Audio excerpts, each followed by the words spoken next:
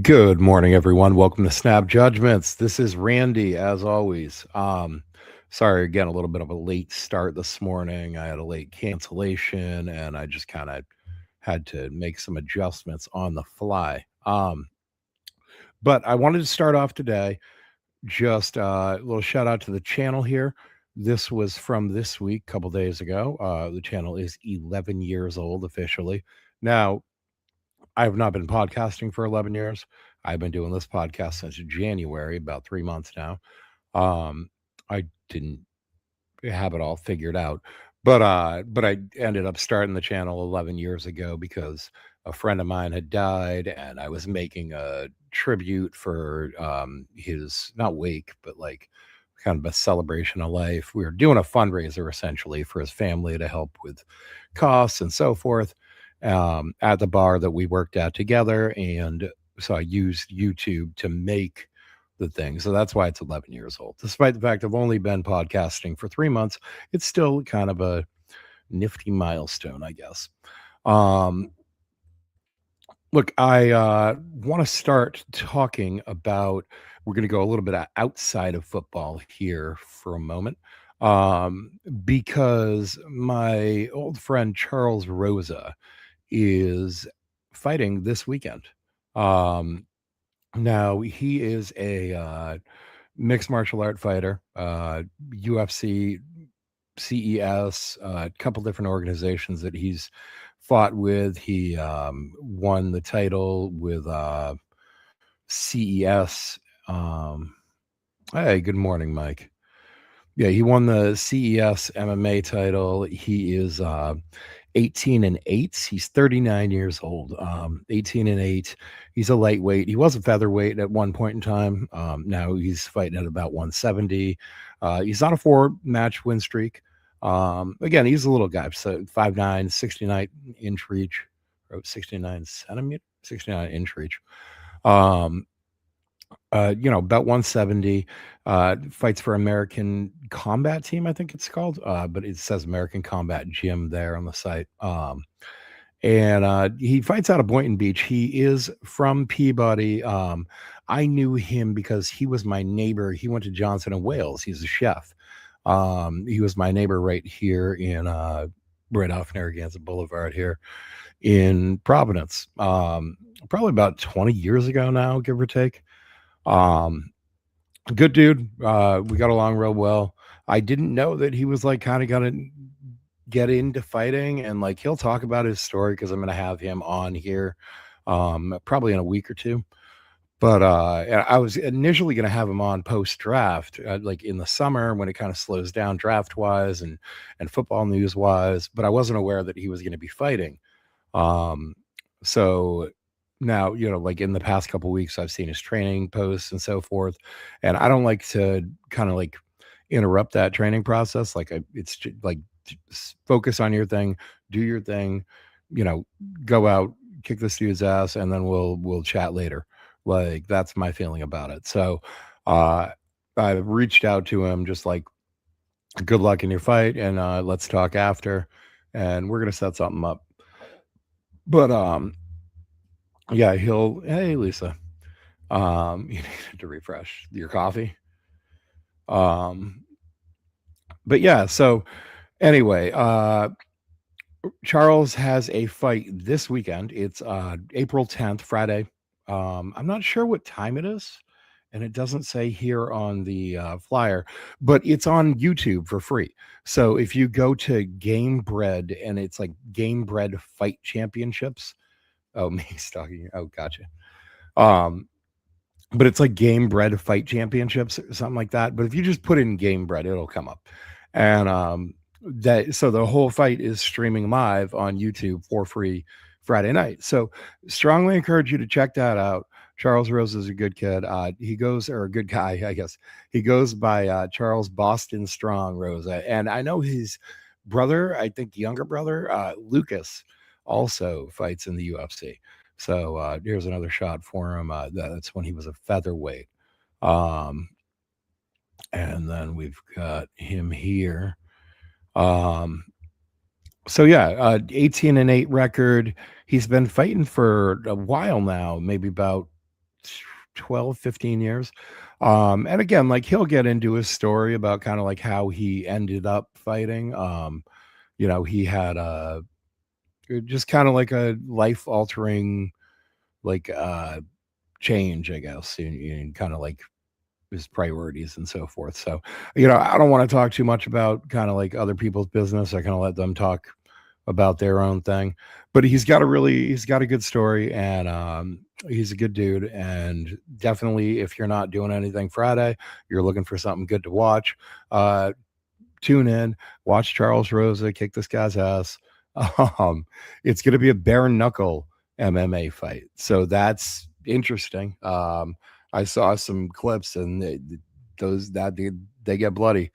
So that's an interesting little non-football bit this weekend.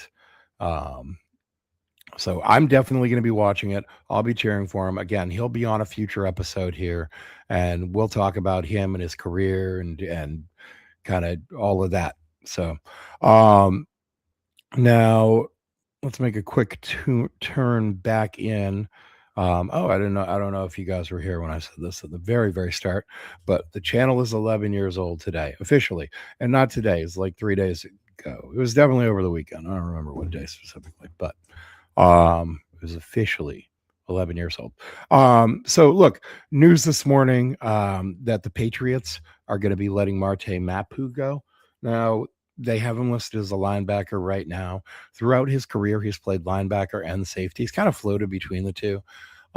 He kind of ends up being one of those guys that, like, I talk about this all the time. You'll hear people talk about guys in the draft as tweeners, right?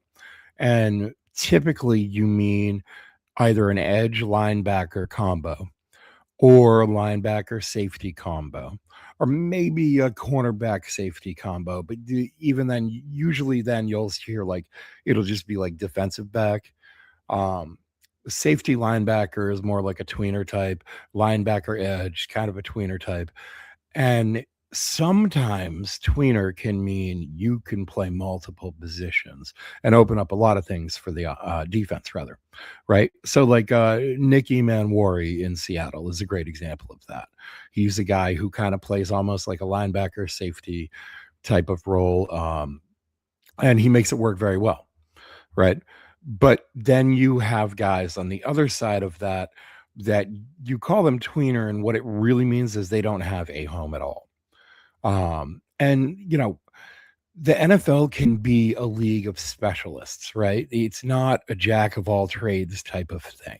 You want to be really, really, really good at one thing, and then other things will follow, you know?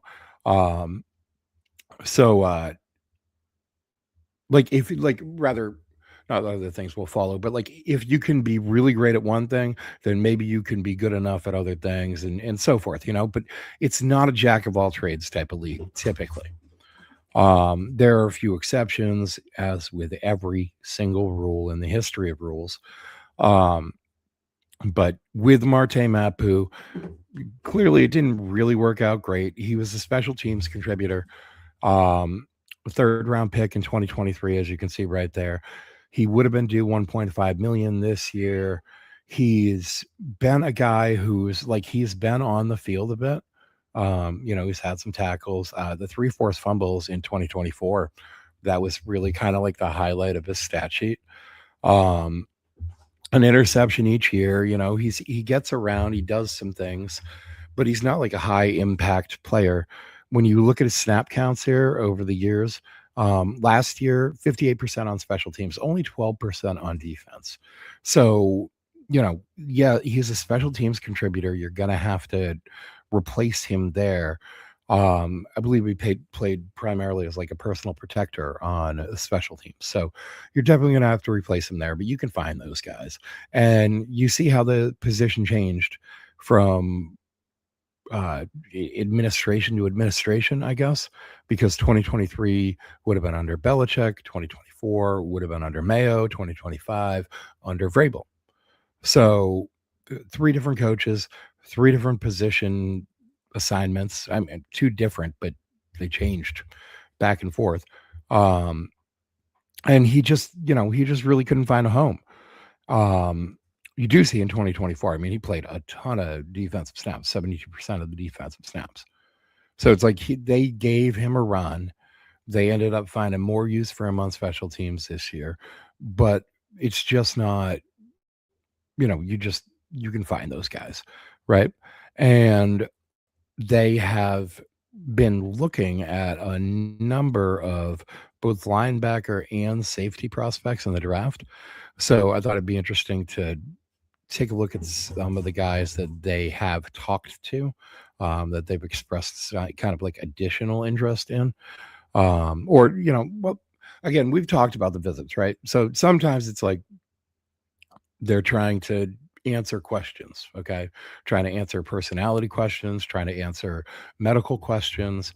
Other times, you get guys, especially guys at smaller schools, um, where you're just trying to get a grip of who they are, and whether it's guys at smaller schools or maybe it's just guys at schools that you don't necessarily have the best connections at as a staff, right? So like Mike Vrabel, you would expect him to have great connections at Ohio State, but like even just on this list, you see two Michigan guys. Maybe they don't have incredible connections at Michigan, so they want to bring those guys in and try and figure out who they are, what they're about, etc. Point being is that, as we've talked about in the past, bringing guys in doesn't mean you're going to draft them. It just means that you have some level of interest in finding out more about them. But point being is they've been looking at a number of guys at the linebacker and at the safety positions that these cats are ridiculous today. Um, but that maybe they're trying to open up holes for, or open up a spot for rather. So here's the list of guys. Now, particularly in the safety room, you can just tell there's more names on the list, but there's also higher names on the list, like higher value names on the list, higher projections on the list. Emmanuel McNeil Warren, projected to be a fringe first, second round type pick. Kamari Ramsey projected to be a second to third round pick. Zakee Wheatley projected to be a third to fourth round pick. The rest of these guys are going to be day three picks or just UDFAs. Um, and maybe not even priority, maybe like, week after the draft or something, they get a call to fill out a 90-man roster and try and earn themselves a practice squad spot. But and then the linebacker group here, the only name that I recognize really is Wade Woodhouse. The rest of these guys are, late day three UDFA type guys. I go deep into the draft, deeper than a lot of folks do, and I certainly get into it deeper than a lot of like the local reporters and stuff do. But I don't go like Dane Brugler 800 prospects deep, sort of deep. I go, two, 300 prospects deep, and they're the guys that I think are relevant and so forth. So um, that's basically that.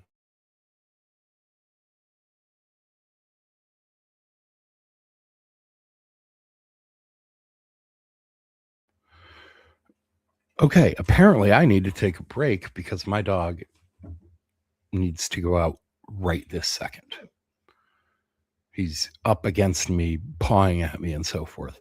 So if you guys can possibly excuse me for a moment, and yeah, this is not the best radio, but my dog is pain in the ass like this. So on a regular basis, trust me. Um, I got to bring him out real quick, guys.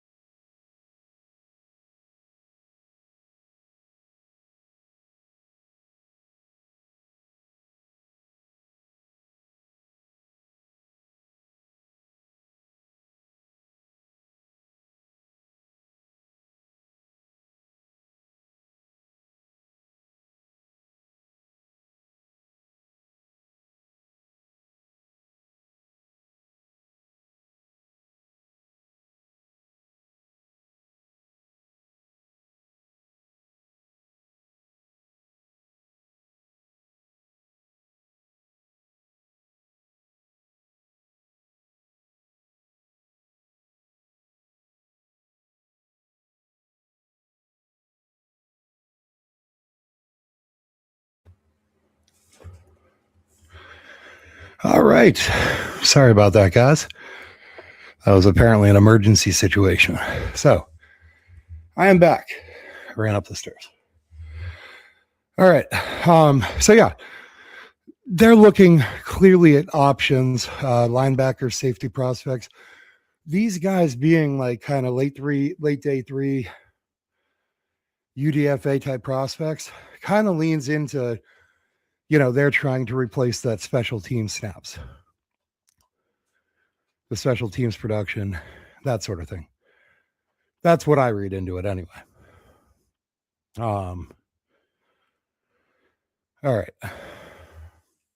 Now, the last thing kind of on the agenda, I guess, in terms of like Patriots relevant news or whatever, is the local pro day that they're hosting today. Now, so far, these are the 5 prospects that we've got confirmed for that local pro day. And probably the biggest name on this list is Devin Marshall. Let's see, pull up his stats. Now he's a defensive back. He's from Boston, though. Like that's where he was born, but he played at NC State. 2 seasons of production there. I'm just looking at his stats right now. 4 interceptions total. One of those interceptions for 26 yards. That's a pretty solid interception return. And take a look at who he got those interceptions against. That's what I really want to know. Oh, he got 2 of them in the same game against FSU this year. That's nice. And then in 24, NIU and Stanford. So not the greatest quarterback groups that he's picking off here. And he is facing some competition. Clemson last year, Wake Forest, Syracuse. Cal in 24 would have had Francisco Mendoza at quarterback. He had 8 tackles in that game and 1 pass deflected. So he does kind of get his hands on the ball a bunch. 7 pass deflect, 2 interceptions. Those aren't bad numbers. And then here in this year, 2025, 15 passes deflected, 2 interceptions. He's getting targeted a lot for sure. And, good, decent ball production in terms of like getting his hands on the ball. ESPN doesn't really break down much more than that. Pro Football Reference can be better for that stuff, but not necessarily the college version. The college version doesn't really track in as much in depth as the pro version does, just in terms of like where they're playing or like targets against them, production specifically against them, quarterback rating when they're targeted, etc. But so that's today, 5 local prospects coming in. Now, basically, a lot of this pre-draft process is starting to really wind down. All the pro days are done. All the pre-draft events are done. Okay, Shrine Bowl, Senior Bowl, Hula Bowl, whatever other bowl. There's 100 bowls. All these little all-star events, all these little mini all-star events for smaller conferences and regional games, and all that sort of shit is done. The local pro day today is the last bit. And that's where you just bring in folks. Now, there's those 5 guys on that list. And again, all at best late day 3. These guys are just hoping to be drafted, right? A wide receiver out of Brown University. Like, he's not going to get drafted. He's going to be a UDFA, maybe if he's lucky. Quarterback out of Central Connecticut State, going to be a UDFA if he's lucky. Now Michigan, he's a little far away. I wonder if he's just from here or something. Let's see. Greg Crippen, Michigan Wolverines. Yeah, he's from Northborough, Mass. So yeah, that makes sense. He's home. He's home, sitting here. Not, he's not exactly got people knocking down his door, like, "Hey, come on in for the pro day." Devin Marshall is. Oh yeah, he's also from Boston. We just said that. So.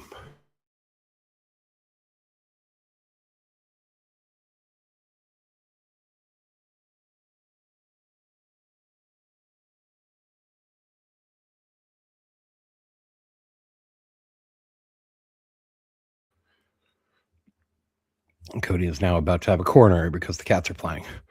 So I swear I'm not sure if this channel is about football or about living in a petting zoo. It could be about both. It doesn't need to be an or. So anyway, yeah, all these guys, they live locally, they went to school locally, whatever it is.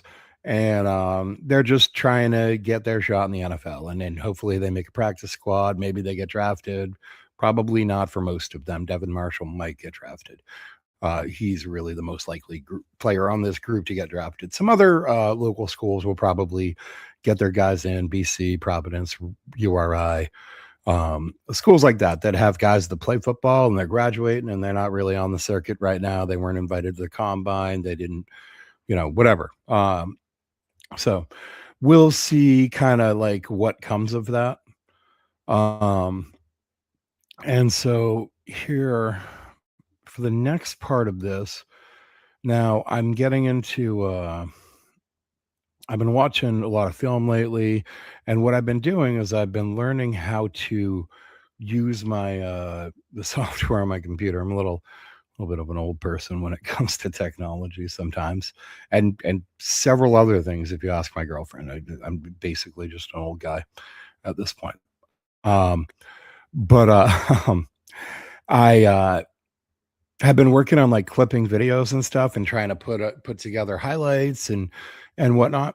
And so as part of that, I was looking at this tight end that we brought in from Texas A&M, Nate Borkisher. All right. Now he is primarily a blocking tight end, but he can also catch a little bit.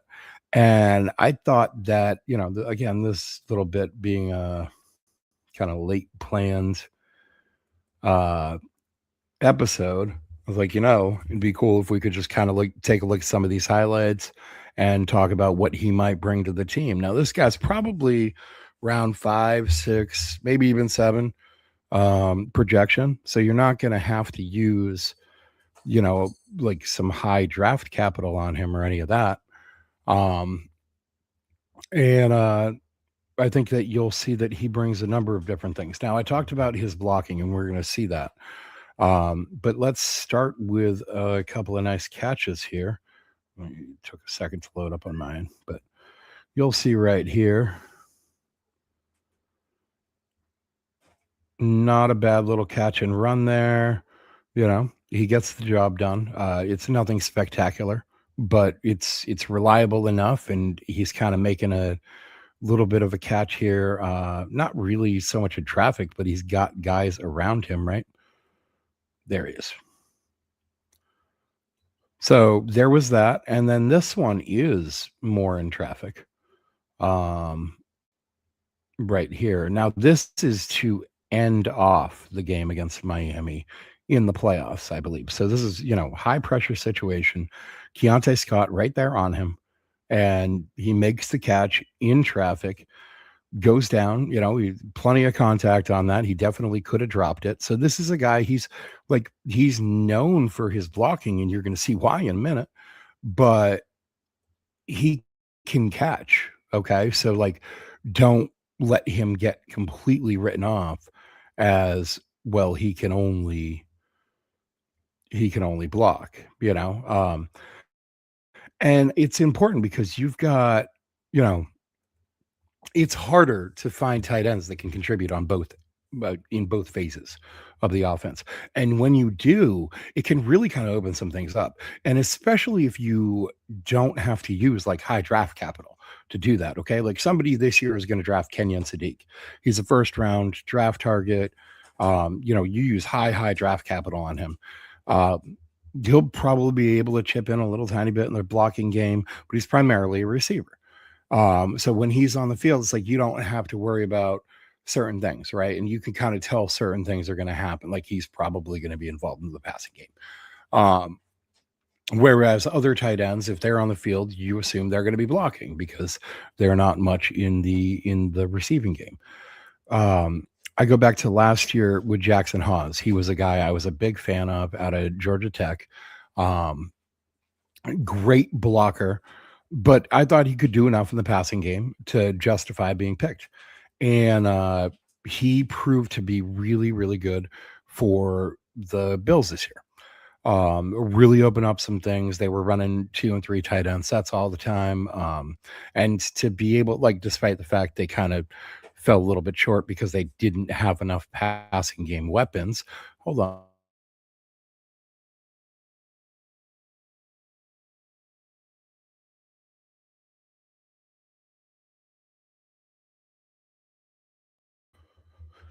Sorry. Um, but yeah, kind of despite the fact that one of their downfalls was they didn't really have enough passing weapons. Um, the like he was still a guy who could make a catch, and he was excellent in the blocking game. No, it's a better. I mean, look, you're gonna get the number one. It's not really an either or thing with the like kind of a local guy or the number one guy because you're gonna get both, right? The local guys you're gonna get after the draft. You're not even gonna have to use draft capital on them. So, but like from my perspective, I like the local thing. Like, I wish it's one of the things that irks me about professional sports is they're so professional. Like, and we're the New England Patriots, but like how many dudes on the New England Patriots are from New England? A handful, maybe. I don't even know the number off the top of my head, but I'd actually love to find out that number. And I just wish there was like more like regional representation and like regional like pride in teams and so forth. Like this dude like came up here and lived here and eventually made it to the pro team here and whatever. And like I appreciate, like freedom of free agency and so forth, but and I understand like I'm super old school with my thought process with this and all that. But I just think it's like nice to have like that local attachment and like I just feel like we don't have enough of that. So I will often that's a factor for me. Like if I'm interested in a player or I hope to see a player here or whatever, um, often that will be a factor for me. Like, oh, he's from local. Ozzy Trapillo last year was a great example. I really wanted to see him here. Um, Because he was a local kid. He was a local product. His dad was on the field for Doug Flutie's Hail Mary. Like his dad was playing blocking for Doug Flutie during the Hail Mary. How much more friggin' local New England do you get? And like this is the New England Patriots. It's the first two words in the name of the team. Like let's have some local representation. Like I just like that. It's one of the things that irks me about pro sports in general. So from my perspective, I love the idea of getting the local guy. Um, but the reality is you got to win games too. So you got to have there's a certain baseline of athleticism, right? And all these NFL guys, they're Ferraris. And like when you roll a Camry into that race, it doesn't matter how many times the Camrys read the story of the little engine that could, he's going to get smoked by those Ferraris. So it's like you got to have Ferraris and stuff, but still, it's like, like I loved Brady for years on the field, and but then like our quarterbacks from like California, and I hate that. Like I hated that. Not that I have anything specific against California. I lived there for a month. It's fine. It's nice. The part I lived in was really nice, actually. Like right in the Sierra Mountains, it was beautiful. Um, but it's just like not New England. Like I don't know. So that was my. So anyway, getting back into the Borkshire highlights here, and he's just a fun player for me to watch. Now I'll show you a couple of run blocking highlights first, okay? And again, these are all from the game they played against Miami in the playoffs. Um, so here's the next one. Let me back it up. It takes a second to load.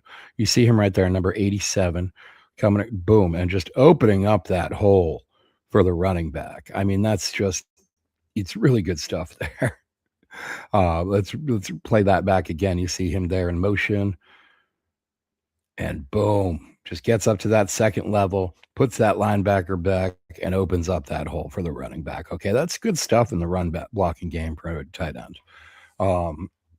Now let's see this next highlight, also another run blocking highlight. Let me back it up a little bit. There he is right there. We're zoomed in on him a little bit, number 87. And boom, you just see him like pushing, getting, that's Reuben Bain. So that's a projected top 5 pick in this year's draft that Nate Borkashire is just going head up with. Like, okay. And I mean, the right tackle Crownover leaves. It's Borkashire. And then 17 gets on him too. I think that's a wide receiver, maybe a big wide receiver, another tight end. But he kind of gets involved in there too. But I thought that was a nice little clip there. And then I've got 2 pass blocking clips from this game with Nate Borkashire that I thought would be worth watching. Let me back this up a little bit. Again, this is Reuben Bain right here, number 4. Now, number 78 next to him is Demetrius Crownover. He's probably a 3rd-round pick in this draft, maybe a 2nd-round pick, just because position scarcity is going to push these tackles up higher than they need to go.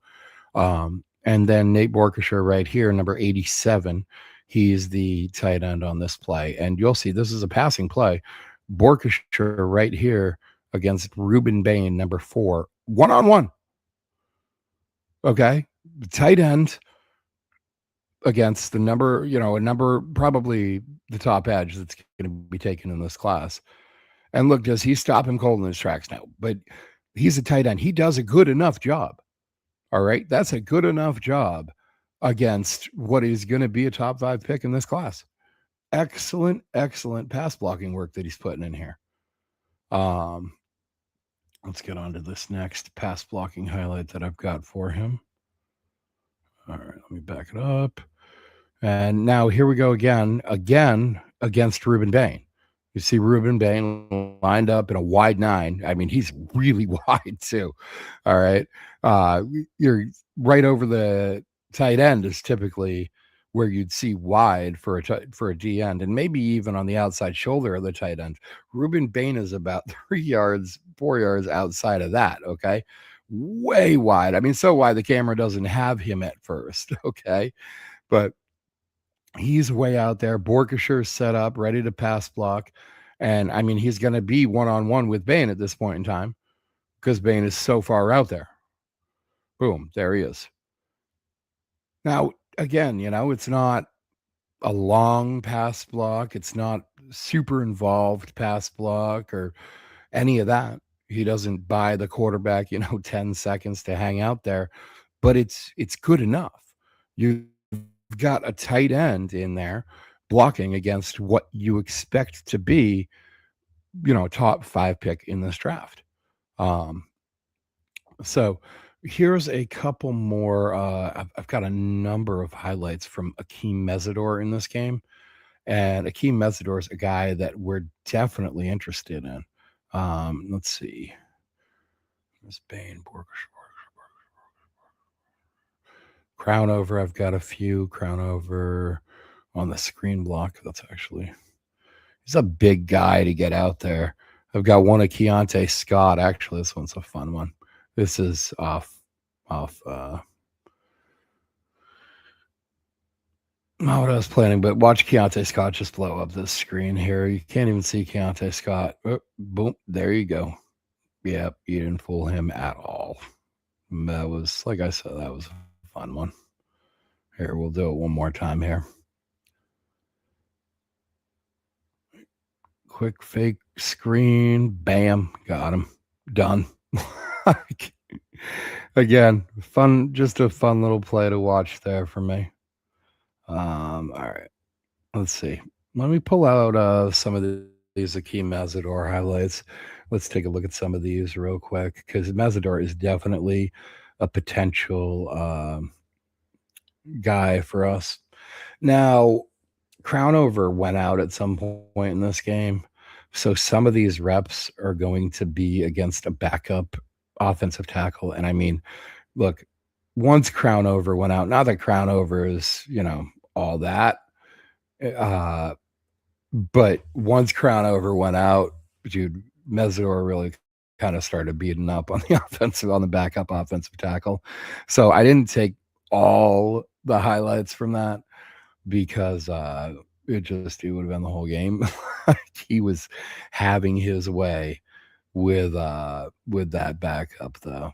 But I did have a couple one I think is against Crowdover. I've got two more where he beats Trey Zune, who's the left tackle and the backup center for this team. Actually, a super interesting player for any team to be looking at, probably early day three. But yeah, Trey Zune played left tackle at Texas A&M. He's not going to be a left tackle in the league for reasons we're about to see Mesidor put on blast. But he has a lot of positional versatility. And look, in a pinch, like if you're in the situation the Chargers were in last year, where you're on like OT5 because everybody's injured, having a guy on like this in your lineup, even if he's just kind of like a backup everything, kind of helpful, right? So this first highlight is Mesidor. He's beating that backup like I talked about. I mean, he's beating this kid like he stole something from the second he got in there. And there's Borkshire too, but Borkshire's not in for the block.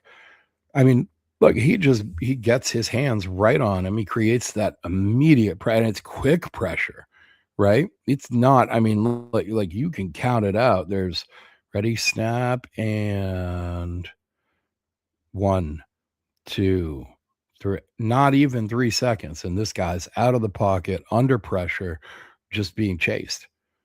That's a clean win where the backup offensive line, offensive tackle barely even got his hands on Akeem Mesidor. So it's funny because I was kind of hung up on Akeem Mesidor's weight initially, but you look at him and he doesn't look like he's playing 275, 280. I probably should have been a little more observant about that. Now, this one, Mesidor is beating Crownover. So you're going to see right here, Crownover is number 78. He's a gigantic man. And boom, he barely even pauses in his path to the quarterback. It's so fast. And I don't know if Crownover is just completely off balance and Mesidor takes, it is bad footing by Crownover. But you also see Mesidor help him out with that little kind of slap with the left hand and take advantage of it. We're going to watch this one more time. And you see it's just 1,000, 1,000, 1,000. I mean, it's again, 2.5 seconds, quick pressure. And that's what you want. You want those quick pressures, 2.5 seconds right in the quarterback's face. And he's going to make mistakes. You see right there, like Bain thought it was not an interception, but it was an errant throw that didn't end up hitting its target or even like coming close to any target, really. So there's that. These next two, I've got Mesidor beating up on Trey Zune, and one of them, it's Trey Zune and somebody else. So right here, this is Wesley Basaint. He's also a NFL draft prospect, number 31 there, linebacker. A little bit on the smaller side, maybe like 225, 230-ish. And then hand down, I'm sorry, is this Bain? Oh, maybe I have this file mislabeled. Let's see. We're going to see what happens here. Oh, no, okay, it just looked like Bain. My goodness, though. Look at that play. Right through the middle. Okay, that's Trey Zune, and that's Chase Basantis, number 71. That's that big old center, Naboo, that I like too. Naboo, 6'6", 330, number 54. It's that monster. He'll probably be in next year's class. All right, so look at this again. Number 3, right there, coming through. And just, nope. All right, inside. All right, beat 2 of your guys and then chase your quarterback out of the pocket. It's not a sack, but it might as well be. All right. Now, this next one, this is a sack, I believe.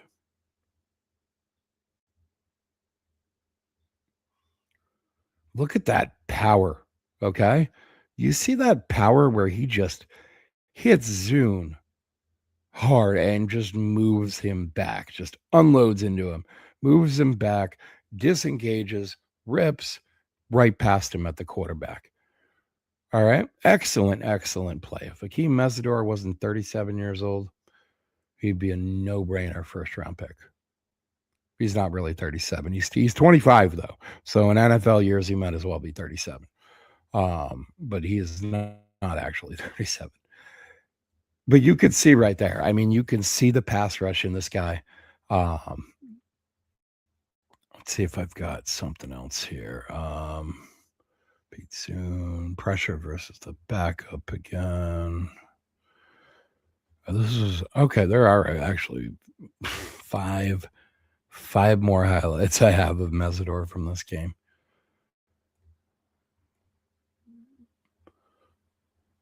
All right.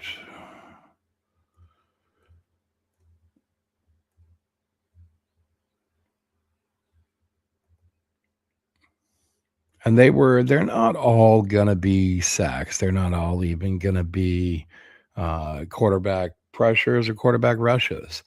Sometimes I'm just taking clips of things I like. The other day I took one of Jayshon Barham when he didn't rush and he dropped into coverage and he didn't even make the play. He just wasn't overly ridiculously aggressive. So this one is a pressure. This is going to be against the backup tackle again. I told you he just had a field day with this kid. It was just like chum in the water. Boom, inside move, chasing that quarterback to the outside immediately. And then Basaint's there ready to clean it up. And you've got whoever that is chasing him down too. Is that the D tackle? Yeah. So another really nice play with that pressure, break up the pocket right up from the interior. That's how you want to do it. Okay. That's how you're going to keep a quarterback unsettled in this league. Now they're number 5 and Mesidor. I really should get number 5's name apparently. But you see them just containing that quarterback, getting out there, getting after him. Like Mesidor himself doesn't create the initial pressure. 5 does. But Mesidor feeds off, it gets off Zune and gets back out there and keeps up the pressure on the quarterback. Another thing you really want to see in a guy. All right. This one, Mesidor on run defense, and it's just, boom, got him. Now, it's not a tackle for loss. It's not, but it's keeping on task. It's keeping focused. It's good vision. You know, you're not just chasing that quarterback. You're looking at the ball and seeing where it goes and trying to stop that. Let's get these last couple clips up. Let's cut that one. And then one more. All right. All right. Now this one is versus 2 tight ends. You see Borkashire comes over too to help with them. And look, he's giving them all they can handle. He doesn't actually get to the quarterback, but they had to dedicate 2 guys to stop him. And because of that, you see they have the 1-and-1 on the back end, right? I mean, when you have to bring, not necessarily because of that, but they have to bring in over 2 guys.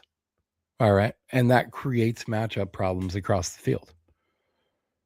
When you have to bring 2 guys to deal with 1 guy, then your 5 guys are dealing with 3 guys. You're on the wrong numbers and all over the field. Like they're lucky they made this play because, and it looks like they didn't actually make the play. They broke it up. But, they were lucky to have that 1-on-1 because they were just bad numbers all over the field.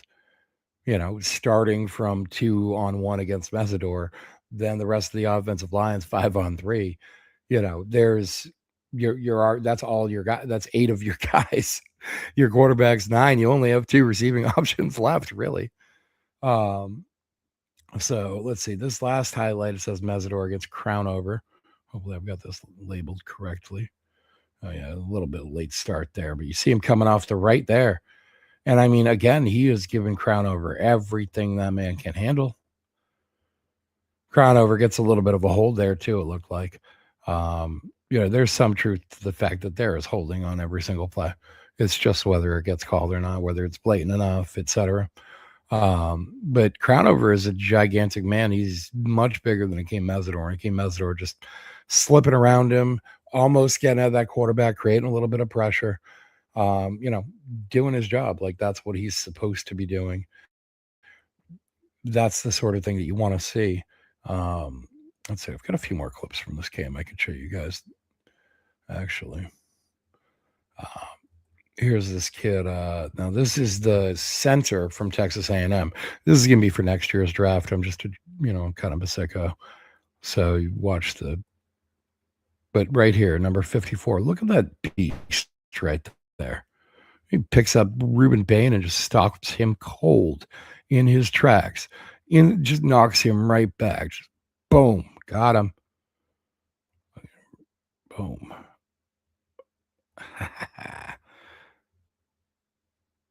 Again, that kid is 6'6", 330. Now the average center in the league is going to be something like 6'2", 305-ish, give or take. Centers are often a little bit smaller, more athletic, quicker, etc.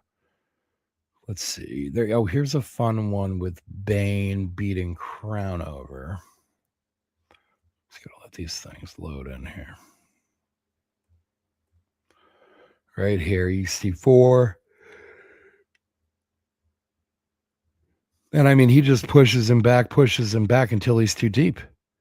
And once he's too deep in the pocket, you're not protecting the quarterback anymore. If you can disengage, got him. So Bain with that power, just pushing that gigantic left tackle or right tackle back.